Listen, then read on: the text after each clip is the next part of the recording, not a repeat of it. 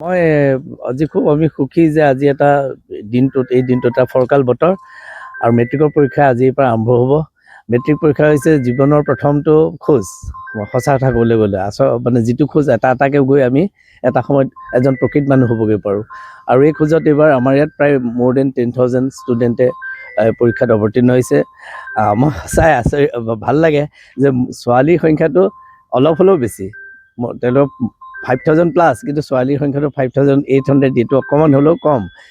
সেইকাৰণে ছোৱালীসকল যে এনেকুৱা সকলো পিতৃ মাতৃয়ে যে সকলোকে আজিকালি ছোৱালীক বেছি গুৰুত্ব দিয়ে, এই কথাই প্ৰমাণ কৰিছে যে ছোৱালী আহিছে স্কুললৈ। এটা সময়ত কিন্তু আমি যেতিয়া সৰু আছিলোঁ সাধাৰণতে বহুত কম ছোৱালীক মানে দেউতাক মাকে পঢ়ুৱাইছিলে, বেছিভাগ ল'ৰাকে দিছিলে, তেনেকুৱা আছিল। কিন্তু আজিৰ যুগটো বেলেগ হৈ গ'ল। এই চেঞ্জৰ যুগটোত মই আশা কৰিম ছোৱালীবিলাকে বেছি মাৰ্ক পাব ল'ৰাতকৈ। এই কম্পিটিশ্যনটো হওক আৰু যোৰহাটৰ সকলো ছাত্ৰ ছাত্ৰীক আজিৰ এই দিনটোত মই তেওঁলোকক শুভেচ্ছা জনাইছোঁ।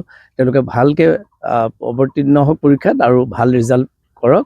আৰু এইটোৱে আমাক যোৰহাটখনৰ মৰ্যাদা আৰু বঢ়াই দিব, কাৰণ যোৰহাটখন শৈক্ষিক মহানগৰী বুলি আমি যিহেতু কওঁ, গতিকে ইয়াত তেওঁলোকক নিশ্চয় ভালকৈ পৰীক্ষা দি উত্তীৰ্ণ হ'ব। আৰু মোৰ শুভকামনা থাকিল, ভগৱানে তেওঁলোকক সহায় কৰক। যোৰহাটৰ জেবি ৰোডত অৱস্থিত জ্যোতিষ্মান ড্ৰাগছ।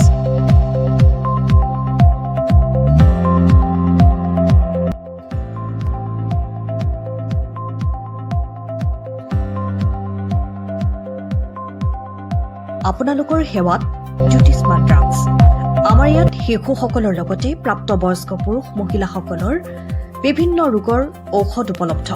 পুৱা 9 বজাৰ পৰা নিশা 10 বজালৈ খোলা থকাৰ লগতে বিভিন্ন ঔষধ ৰেহাই মূল্যত উপলব্ধৰ ব্যৱস্থা। আপোনালোকৰ জৰুৰীকালীন সেৱাৰ বাবে জ্যোতিষ্মান ড্ৰাগছ। আমি সদায় সাজু। আমাৰ ঠিকনা জেবি ৰোড, যোৰহাট।